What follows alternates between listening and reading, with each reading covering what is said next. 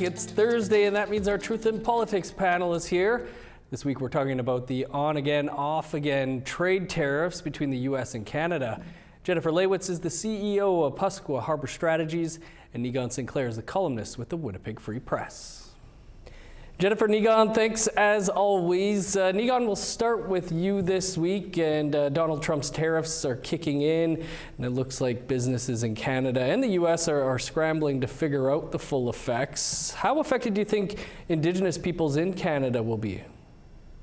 When you have a group of people who are already paying way too much for basic groceries, for paying for hydro, for paying for things like home rentership, never mind all the other challenges that we face as the most impoverished people in the country, our communities will be hard hit by this because it's not really just about the price of eggs or groceries. It's also about transport. It's about the fact that wages are not increasing. And then the reality that, let's say that you want to buy a car and now your car has gone up 25%. It's going to make a very difficult path forward for Indigenous peoples who will be the most hit when the economy gets hit.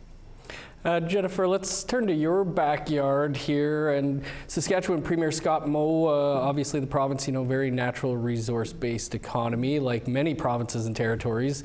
Scott Moe saying basically all pipeline projects are pre-approved. Do you see this as having a positive or negative impact on First Nations peoples and rights? I think in the grander scheme of things, I want to see the side of where I understand what he's trying to do. But at the same time, all I can think about is the Jobs and Growth Act and Stephen Harper and Idle No More and why we got here to begin with. And I know that conversation has shifted and changed so much in the last 10 years even. But at the same time, there are nations actively working at asserting their sovereignty and trying to build duty to consult in Saskatchewan. And I just saw this as an opportunity to bulldoze over that. And I'm a little bit disappointed, and I know there's people out there that are going to say the Premier is doing what's best for his province, but at the same time, we have those relationships with First Nation communities in Saskatchewan, and not only does duty to consult come into play, but also the consent aspect of it as well. And some of the chiefs that I work alongside didn't really know anything about this, so that's an issue right there. Niigaan, some premiers have threatened to turn out the lights on parts of the U.S. Doug Ford announcing today that Ontario is going to put a 25% surcharge on U.S.-bound electricity. Do you think this is the right move here? Well, this is a great example of populism, a sort of Ontario Canadian populism against an American populism, which is protectionist, which is based in tariffs and really America first. I mean, you couldn't ask for a kind of bigger sense of two ideologies that are quite uncompromising, quite at times unreasonable.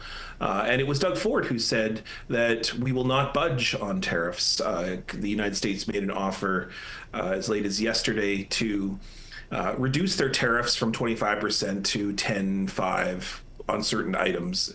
And what Doug Ford immediately said is, we're not going to budge on anything until all the tariffs are removed. So I'm not surprised he would make an extreme move like this. He was threatening to cut them off. Now it looks like a tariff, which is maybe that's reasonable. The reality is that there's a big burgeoning crisis that is going to hit a tipping point in a short while from now between the United States and Canada, in which there's going to have to be some side that will give 1 to 2 inches. Hopefully it's not Canada, because we know that if it is Canada, it will be Indigenous peoples who are the most impacted by that if the tariffs stay on the U.S. side and are lowered on the Canadian side or changed on the Canadian side or something or other. The reality is that there's a big crisis coming, and someone's going to have to blink. And it's looking increasingly like Donald Trump is blinking because he just paused tariffs on Mexico. Jennifer, what do you think that we can do to insulate our families from the cost of food going up and these types of things? How do we prepare? I think that this is part of a conversation that needs to be looked at more as the future as well, and especially as First Nations start asserting autonomy over food sovereignty and food security. I think that right now, more than ever, we need to be bringing that conversation back to the forefront and making sure that it's not just rooted in the cultural ways of knowing around food sovereignty and why we had that way of life to begin with, but also to protect ourselves in exact times like this. When we are heavily dependent on grocery stores and the high cost of living, then unfortunately we get into that reality of how the United States making these decisions impact us greatly. So I think we're going to have to start thinking more in a collective way with our nations and with our own communities on how we can support one another. And that's another big piece right now, is almost shifting your mindset a little bit of how do we look after one another. And I get it, times are very tough. I know what that's like. You know, I've been through poverty, I've lived through it. I know what it's like to say it's very difficult to think about others in this time. But if we want to move forward in a way where we're not losing people, people are not overdosing and feeling that stress and going down that path of what those impacts look like, then now more than ever, we need to be thinking about one another. Niigaan, continuing on here, you really wanted to talk about a massive Canadian flag that was draped over the Manitoba legislature this week. Your thoughts on that? So I've read about this a few times in my column. I've talked about it elsewhere and here. There is kind of an interesting moment that's happening right now with Manitoba Premier Wab Kinew. Of course, everyone knows, especially watching on our program here, First Nations Premier of a Canadian province. That in itself is a story unto itself. It appointed himself the Minister of Reconciliation, or in charge of reconciliation here in Manitoba. But what he has become over the past few weeks when it comes to the struggle with Donald Trump, or the announcement of the tariffs, or the kind of impending verbal language of Donald Trump saying Canada will become the 51st state and so on, Wab Kinew has really become one of the major figures, alongside, I'd say, Doug Ford, in the country, sort of as a Captain Canada figure. And I think the apex, or kind of big moment, happened yesterday, where the announcement of the tariffs took place. And Manitoba has been sort of trying to figure out what to do. And what Manitoba has done, led by Wab Kinew, is brought the entire caucus out, which is the most diverse caucus in Canada. It has trans people, it has LGBTQ people, it has people from Indigenous women, Indigenous men, it has Black Canadians, it's the most diverse caucus in the country. And then there they were, in front of the Manitoba legislature, unveiling the biggest Canadian flag in the exact same spot that we saw the Freedom Convoy occupying in front of the Manitoba legislature just a few months ago, which had a very different feeling when it comes to do with the Canadian flag.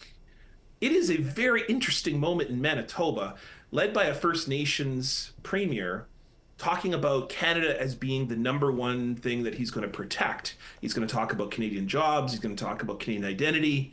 It is just an interesting moment. And yesterday in the Manitoba legislature, as it opened, there was one Conservative MLA who said, well, there are some young people who are interested in becoming American, or the 51st state. And Wab Kinew went passionately into a speech, pointing at the camera, not pointing at the MLA that said the statement, pointing at the camera and going, we will never, ever, ever, Donald Trump, as if he would say, become the 51st state. It's been very fascinating to watch in Manitoba. Jen, your thoughts on this newfound patriotism, especially for Indigenous peoples out there? I think I'm confused about what some of these people are viewing as being patriotic. I think, some of the videos, especially I've been posting on TikTok, where I'm reading some of the comments, and some of the people that were very upset that there wasn't any type of patriotism in Canada a few years ago, especially during COVID, are now some of the first to say that we should just hand over Canada's sovereignty to the United States. So I think they've already answered their own question on where that patriotism lies and why they're not feeling it. But there's also a very big difference between the United States and even their view on what being patriotic means as compared to Canada. Our history is not rooted in the same things that the United States is. Canada has typically been and is supposed to be a democracy. We respect our institutions. We have our constitution. We have that collectiveness and that national unity that is rooted in our diversity, whereas the United States is very rooted in freedom and individualism and being patriotic. And so we're just an entirely different identity to begin with. But right now it feels like we're in an identity crisis. And I think there's a lot of people out there, no disrespect, that are also individuals dealing with that same identity crisis, where they were preaching one thing a couple years ago, and now I think they've completely forgot they were preaching that. So I think we just got to kind of get through that, and it's going to be interesting to see where everybody lies over the next little bit. Niigaan, next week is the Reservation Economic Summit, venue Caesars Palace, Las Vegas.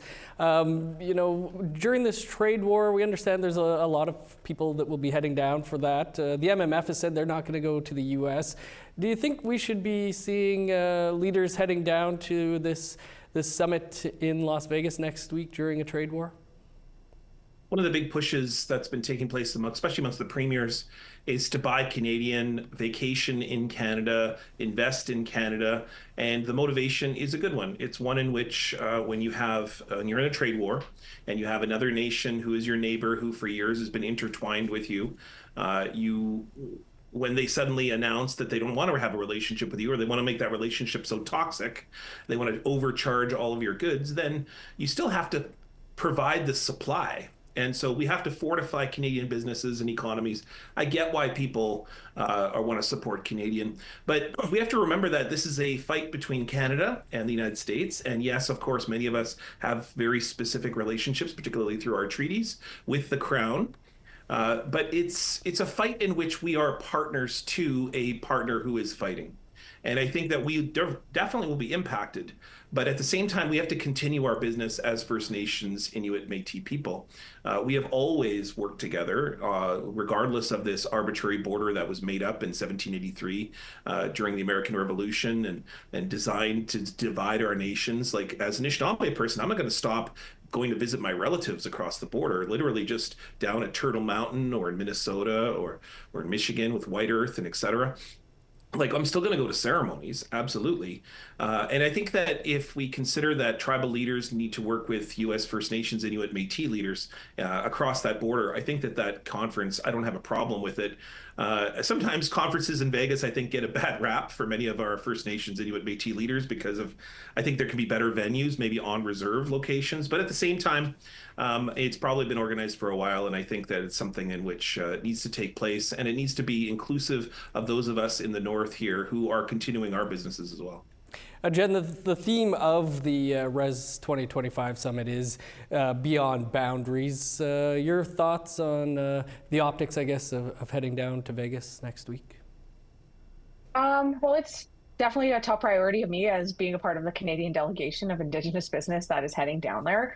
I definitely am very appreciative of the fact that the government is still acknowledging, our federal government in Canada are still acknowledging the importance of building relationships down there. I've had a chance to see the agenda. I've had a chance to meet with the trade commissioner and attempt to figure out what it is that we're actually going to be doing.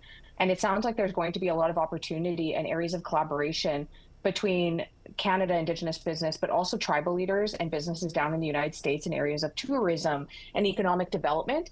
And I think what I like about that right now is that we're almost seeing an opportunity when we need it most to come together to visit and collaborate with Native Americans and figure out how we can become stronger during all of this and ways that we can continue bringing that prosperity back and building up our communities, building up our people, our families, our nations across that medicine line in a way that makes sense.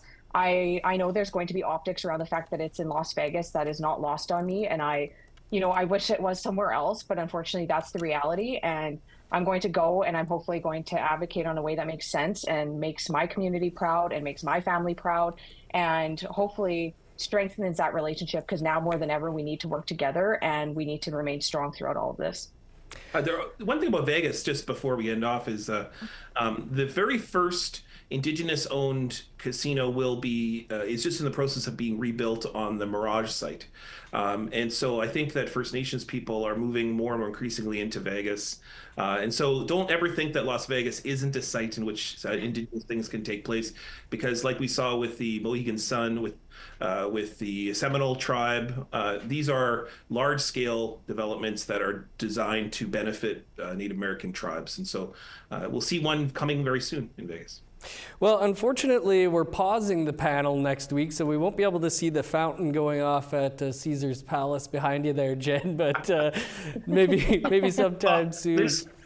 That's the best visual I think I've ever imagined right there. Would have been a great background. All right, thanks to you both for the panel again this week. Amy, go ahead. Bye.